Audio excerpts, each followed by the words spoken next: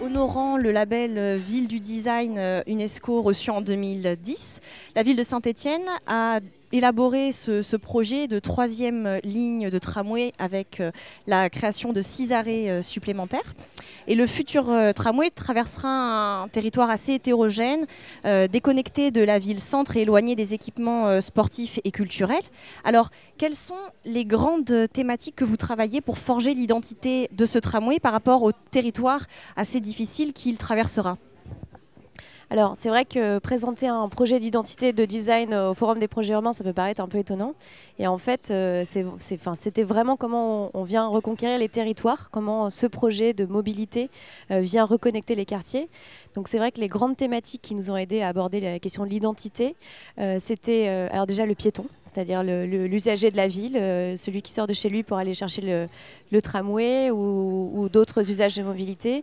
Il y avait aussi la question, tous les usages, les pratiques du territoire, comment on vient révéler ça par le travail, le dialogue qu'on a eu ensemble. Après, il y a eu des grandes thématiques qui ont abordé la réflexion, enfin qui ont nourri la réflexion, qui était le paysage, la topographie, enfin tout ce qui constitue un peu l'essence même de ces quartiers à Saint-Étienne, qui sont très particuliers, qui ne sont pas les quartiers homogènes et denses de la ville-centre. Donc on était sur un territoire qui a nourri toute cette réflexion au sein de notre travail. Oui, en fait, on a eu une approche transversale avec 4 métiers qui, sur le papier, n'ont pas forcément l'habitude de se côtoyer en phase très amont. Donc c'est le design, l'urbanisme, la sociologie et le digital.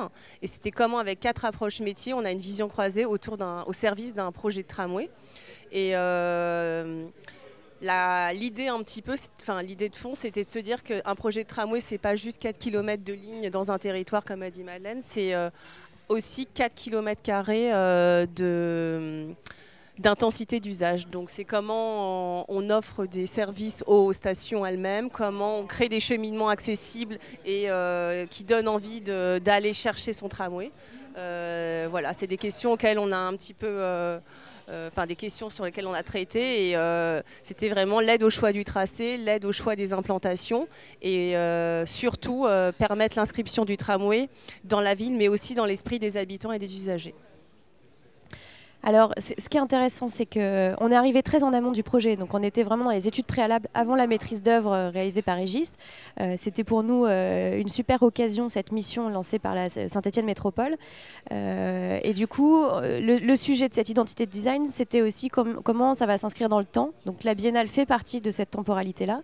Mais comment on peut s'inscrire sur tous les événements de la ville, de l'agglomération, pour pouvoir nourrir et commencer à montrer aux habitants qu'il se passe quelque chose avant la mise en service en 2019. Finalement, toute la réflexion qu'on a eue a mené à se dire que la station de tramway n'était plus la station qu'on connaît aujourd'hui, qu'elle devait être tournée vers la ville, qu'elle devait être augmentée, qu'elle devait être même une non-station parfois, qu'on devait presque plus lire le quai, l'abribus, mais que ça devait révéler l'ensemble des quartiers et des territoires. Et toute cette réflexion a amené à l'idée de faire un prototype de station pour pouvoir commencer à tester réellement qu'est-ce que ça voulait dire en termes d'usage, de visibilité, de lisibilité de l'intermodalité, etc., etc. Comment on vient greffer les cheminements piétons. Donc finalement, notre mission, elle s'est terminée déjà il y a un petit moment. La maîtrise d'œuvre d'Egis a pris le relais sur la traduction vraiment spatiale de cet aménagement, techniquement parlant, comment est-ce qu'on fait pour éclater la station de tramway. Et donc là, la prochaine étape par la Biennale, ça va être le prototypage d'une station augmentée.